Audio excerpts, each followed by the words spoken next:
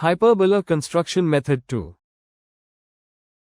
Let's proceed with the rectangle or oblong method to construct the hyperbola, having half of the transverse axis as 50 mm, double orthogonal as 120 mm, and abscissa as 40 mm. First, draw the principal axis, AB,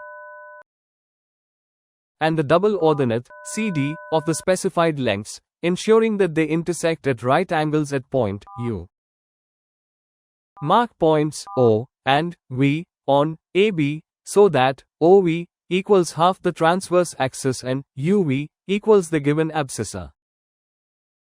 Next, use these axes to construct a rectangle, CDEF, where the width and height correspond to the abscissa and double orthogonal respectively.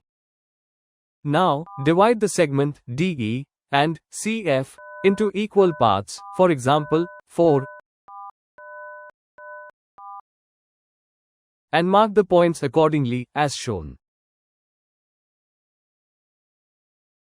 Similarly, divide DU and CU into the same number of equal parts, and mark the points accordingly, as shown. After that, from point V, draw connecting lines to the marked points along the horizontal sides of the rectangle.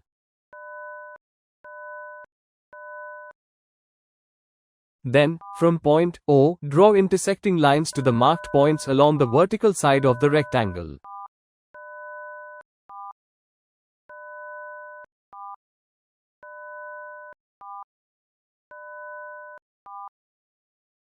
Finally, connect all the intersection points with a smooth, continuous curve to complete the required hyperbola.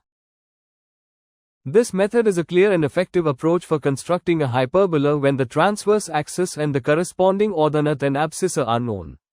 It offers precise results using basic geometric steps, making it a practical choice for both educational and technical purposes. Thanks for watching. Stay tuned for more.